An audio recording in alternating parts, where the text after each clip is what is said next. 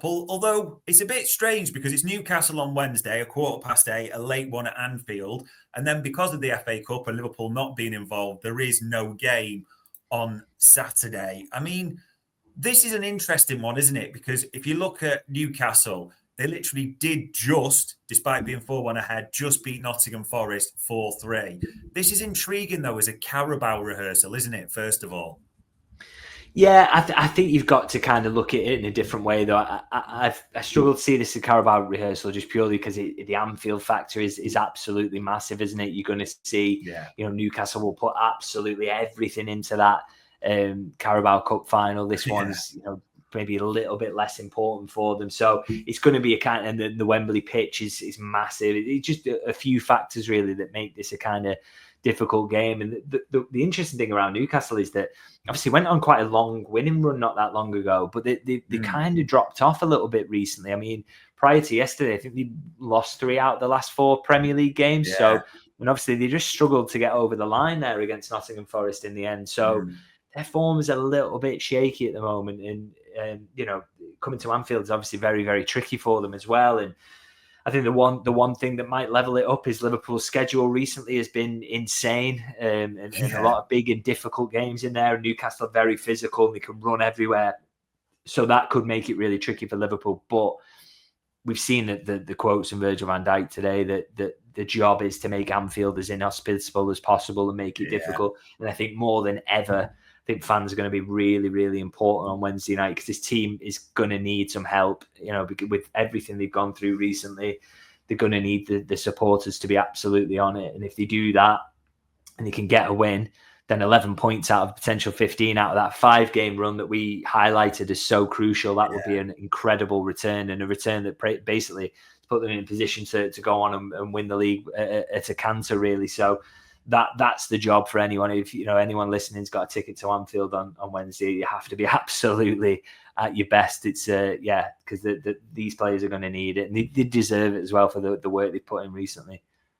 Yeah, I'll be there. Looking forward to it. Jav Burton's already gone early, thinks it'll be 3-1 to Liverpool. I think we'd all take that. I mean, I was going to ask you because in a great way, Slot's lineups are becoming harder and harder to predict. I don't think many people had 4 midfielders playing 2 games in a row, and Cody Gakpo coming back as well. The only other thing that came out late yesterday was he did say that, annoyingly, Diogo Jota told him he wasn't fit to start this one, hence his place on the bench, which is just another question mark against Jota. How many changes are you? There's got to be some, surely, in this one. Yeah, that's an interesting one with Jota, though. He just felt like he was feeling the Villa game a little bit. So to me, that suggests it's just a little bit of kind of tightness and a bit of muscle pain, really, rather than anything else. So if that's the case, I mean, you can easily say that he should be ready for this Newcastle one if we need him from the start. So I think that's how the manager will be looking at it. So that's a really easy change to make because he's obviously a top class option to bring in. Cody Gakpo should be absolutely ready after coming on against City. So again, an easy change to make. Your hands are tied a little bit in terms of midfield, aren't they? Because there's not that many options he trusts. So that's the area you would have loved to see in a little bit more rotation. And maybe he does go down that route. I mean, who you've got, for me, you've got to take Szoboszlai out. I just, it's not fair to do this to him anymore. The amount of running he's getting through, I'd quite like to see him changed, and then just the midfielders in general looked after if possible, a bit more Endo if necessary, and I think as much rotation as is possible is I would say is the approach he should take, really, because he's asked an awful lot of these players over the last few games, and you don't want to pick up any injuries or any muscle issues. So I don't really want to see Szoboszlai on the team sheet. I'd like to see Jota. I'd like to see Gakpo. Beyond that, as much rotation as possible, really, but it's hard to see how you do it, really.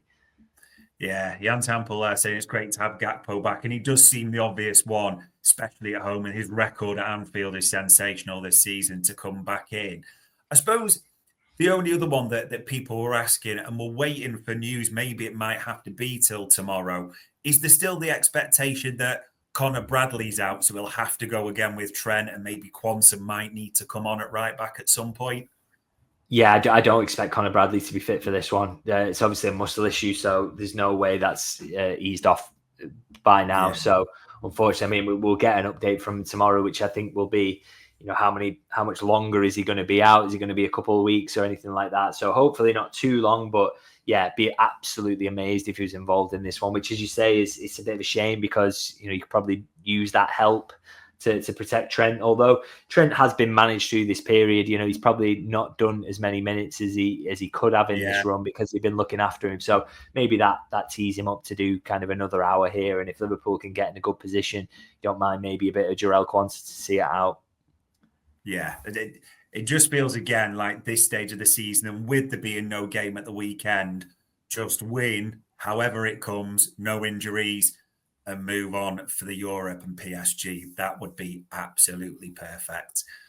There we go, ladies and gents. Even now, just looking at it at the screen, just in case you wanted a quick reminder, Liverpool are 11 points clear on 64 at the top of the Premier League. 53 for Arsenal, as we say, lost at home to West Ham. It seems to be real struggles for them with their injuries and different bits. There is that feeling, quite honestly. There is one hand on the title right now. Let's see what Newcastle bring to see if that grip gets any stronger.